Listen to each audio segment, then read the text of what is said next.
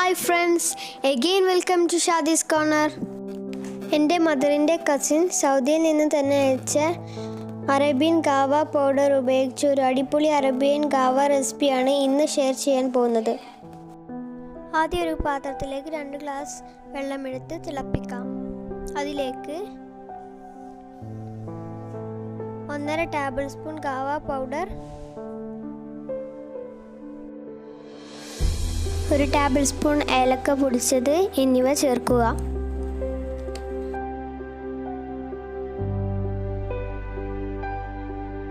ഇത് തിളച്ചു വരുമ്പോൾ ചെറുതായി ഫ്ലെയിമിൽ നിന്നും മാറ്റി വീണ്ടും ഫ്ലെയിമിലേക്ക് വെക്കുക.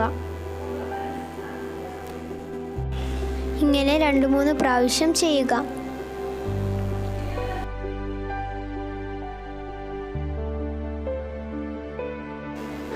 മിനിറ്റ് നന്നായി തിളപ്പിച്ചതിനു ശേഷം നമ്മുടെ അറേബ്യൻ ഗാവ കപ്പിലേക്ക് മാറ്റാം. കൂടുതൽ വീഡിയോകൾക്ക് വേണ്ടി ഞങ്ങളുടെ ചാനൽ സബ്സ്ക്രൈബ് ചെയ്യുക, ബെല്ലൈക്കൺ അമർത്തുക. Thank you.